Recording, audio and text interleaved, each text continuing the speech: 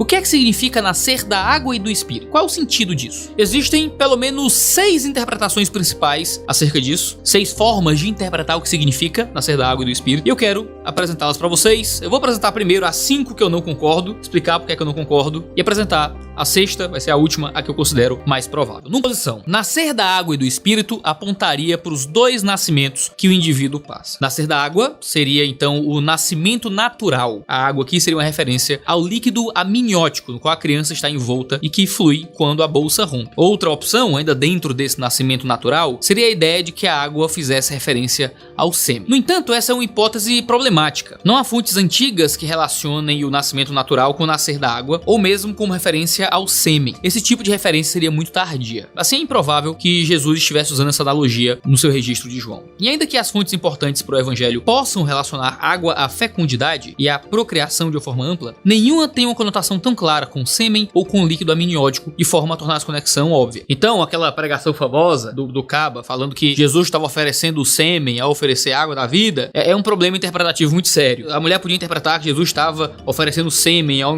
oferecer água da vida. Isso é pegar textos muito tardios que usam, sim, água para se referir ao sêmen e trazer ao grego helenístico de séculos muito anteriores. Não orna com a construção do Evangelho de João. Além disso, a construção grega não favorece 2 nascimentos. A expressão inteira aqui, da água e do Espírito, está em paralelo com nascer de novo, devendo ser lida, então, de forma equivalente. Você tem um nascimento só, nascer de novo, um nascimento só, nascer da água e do Espírito. Por isso, toda a expressão deve ser vista como um único nascimento e não como 2 nascimentos. A segunda posição, e essa vários teólogos e intérpretes defendem, é que a água se refere ao batismo cristão. O argumento é que uma referência que é feita ao contexto próximo ao batismo de Jesus. Anteriormente, João conectou a água e o Espírito em um contexto batismal lá no capítulo 1. Smith, por exemplo, afirma que nascer da água é quase certamente uma referência ao batismo cristão, o qual seria acompanhado pelo dom do Espírito. Além disso, nascer da água e Espírito, obviamente, é equivalente a nascer de novo ou nascer de cima. Que a chave para entender esse termo estaria justamente em João 1, onde a água e o Espírito também estão juntos em conexão ao batismo. O batismo seria somente um sinal que deveria ser acompanhado pela coisa significada, que seria o trabalho de purificação do Espírito. É o nascimento do Espírito que se torna então absolutamente necessário. O problema com essa visão é que ela não teria nenhuma relevância para Nicodemos, somente para os cristãos da igreja que saberiam a importância do batismo. Por isso seria muito estranho que Jesus repreendesse Nicodemos, porque ele não entendia o que foi dito. Jesus diz isso no verso 10: você é mestre de Israel e não entende essas coisas? Afinal, ele não ia entender mesmo. Não tinha como ele entender, porque Nicodemos não estava lendo o Evangelho de João. A gente está lendo o Evangelho de João, Nicodemos não está. Nicodemos não tem informação sobre o batismo de Jesus. Então seria muito estranho Jesus repreender Nicodemos por Nicodemos não entender o que era esse nascimento da água e do Espírito, se Nicodemos não tinha como saber o que tinha acontecido com Jesus em João capítulo 1. E mais, se o batismo seria colocado aqui como algo tão central para entrar no reino nesse discurso de Jesus com Nicodemos, por que é que o batismo não é mais mencionado no resto da conversa? Se Jesus quer chamar a atenção de Nicodemos para isso, por que é que Jesus não o faz? O foco da conversa está todo na obra do Espírito, na obra do Filho,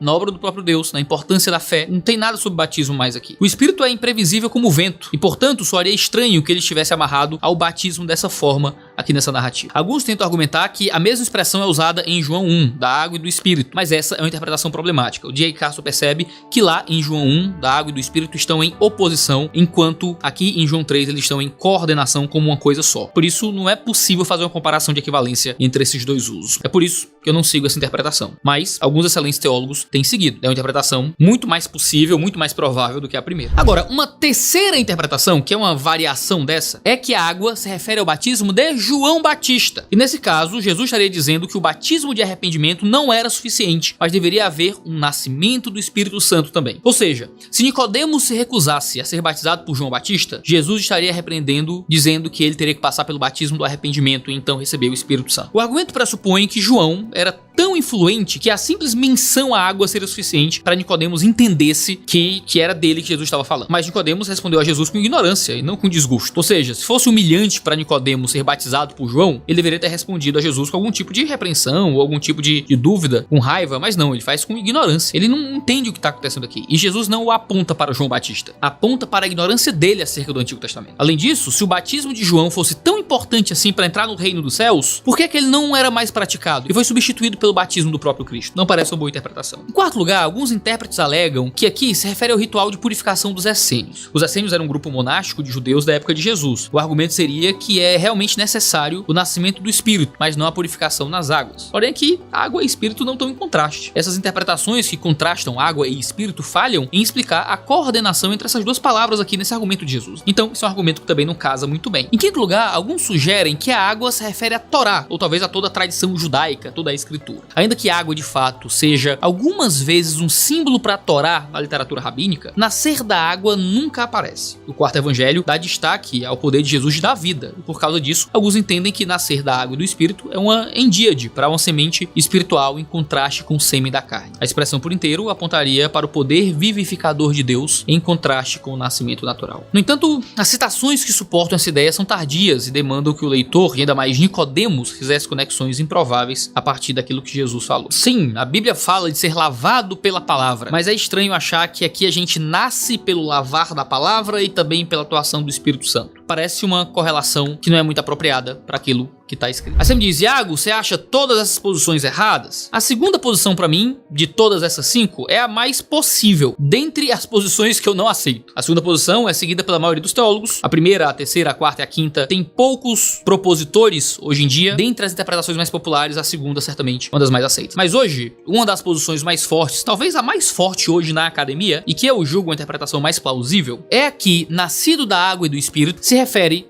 a Ezequiel, como uma coisa só e uma ação só equivalente a nascer de novo. E isso se dá pelo menos por 3 coisas. Primeiro, a preposição de, aqui no texto, da água e do Espírito, é uma só e governa tanto água como Espírito. Seria de a água o Espírito. Um único de pega aí os dois substantivos, fazendo com que a gente deva entender como uma construção que se refere a uma coisa só. A expressão é uma endíade, ou seja, uma figura de linguagem que usa duas palavras diferentes para designar uma só coisa. O uso dessa endíade aqui ia ser tranquilamente entendida por um fariseu como Nicodemos. Em segundo lugar, a expressão está em paralelo com nascer de novo. Portanto, é somente um nascimento que está em vista e não 2 nascimentos diferentes. É assim que a gente interpreta um paralelo. Se nascer da água e do Espírito está em paralelo, em equivalência de sentido com nascer de novo, então nascer da água e do Espírito, essas duas coisas, nascer da água e do Espírito, significa nascer de novo. Não são 2 nascimentos separados, porque existe um paralelo aqui que concede equivalência e sentido para nascer da água e do Espírito. Então, esse nascimento é um nascimento só. Em terceiro lugar, a gente sabe que Jesus repreende Nicodemos porque Nicodemos não entende aquilo mesmo sendo um mestre em Israel. Ou seja, Nicodemos deveria ter o Antigo Testamento e as suas implicações em mente para que ele pudesse entender aquilo que Jesus estava falando. O sentido daquilo estaria no Antigo Testamento, porque Nicodemos deveria entender por ser mestre do Antigo Testamento. Ou seja, a gente tem que olhar para o Antigo Testamento para entender do que Jesus está falando. E quando nós olhamos para o Antigo Testamento, muitas vezes água é usada de forma figurativa no Antigo Testamento para se referir a renovo, a limpeza, e especialmente quando aparece em conjunção com Espírito. Uma das passagens mais importantes é Ezequiel 36, 25 a 27. Nessa passagem, nós lemos que a água e o Espírito vêm com força para purificar e transformar o coração, tornando-o apto para seguir a Deus. E isso é ressaltado quando a narrativa da pregação de Ezequiel aos ossos secos, que recebem vida novamente, vem justamente depois dessa passagem da água e do Espírito vindo transformar e purificar. Assim, o termo deveria ser entendido como um só nascimento. Um nascimento que purifica e renova o indivíduo. É justamente a purificação e o renovo que são prometidos em todo o Antigo Testamento na Nova Aliança. Mesmo que o termo nascido da água e do Espírito não seja encontrado no Antigo Testamento, Ezequiel fala desses 2 elementos juntos. E o próprio João, em seu evangelho, fala da água como uma metáfora para o Espírito. A ideia de que Israel era o filho de Deus dá o pano de fundo para imaginar Deus gerando um povo. Então, isso devia dar para Nicodemos uma noção de que Jesus estava anunciando a chegada dos tempos escatológicos, onde os homens seriam filhos de Deus, nascidos espiritualmente, como profetizava Ezequiel. Essa é a maravilhosa promessa da Nova Aliança, de que nós seríamos limpos e transformados internamente. Por isso, nascer de novo significa receber a purificação e a transformação do Espírito dentro de nós. O Espírito vem e nos lava, o Espírito vem e nos regenera e nos purifica. E essa ação do Espírito em nós é que é nascer outra vez. Em suma, Jesus fala para Nicodemos que somente os que forem regenerados pelo Espírito experimentariam e entrariam no reino. O reino era algo aguardado pelos judeus e Jesus diz para esse fariseu que o reino não estava garantido a eles, exceto para aqueles que nascessem espiritualmente pelo poder de Deus, pelo poder do Espírito, que é imprevisível. Nicodemos chegou dizendo que reconhecia que Jesus veio do Pai, e Jesus responde que ele sequer poderia experimentar o reino se não nascesse outra vez. Nicodemos, como um mestre fariseu, esperava pelo reino e ele achava que entraria nele. E Jesus o repreende, dizendo: você tem que nascer de novo, Nicodemos. Não tenha a sua entrada como garantida porque você conhece a lei. O Espírito é imprevisível. Ora, se isso é válido para um mestre fariseu hábil como Nicodemos, quanto mais para quem só frequenta cultos e pensa que tem a salvação como garantida. O que Jesus está dizendo para Nicodemos serve para nós. Você pode ter nascido na igreja, fez EBD, foi para a escolinha de criança, participou de culto, mas se você não nasceu do Espírito, você não entra no reino de Deus. Não adianta entrar pelas portas da igreja todo domingo e não ser regenerado de fato. É preciso nascer de novo. É preciso ser regenerado, e um dos indícios da regeneração é o genuíno arrependimento pelos seus pecados. Estes são os que de fato creem. São aqueles que olham para a cruz, como os israelitas olharam para a serpente no deserto, sabendo que aquilo evidenciava seu pecado e se arrependendo para poderem ser salvos.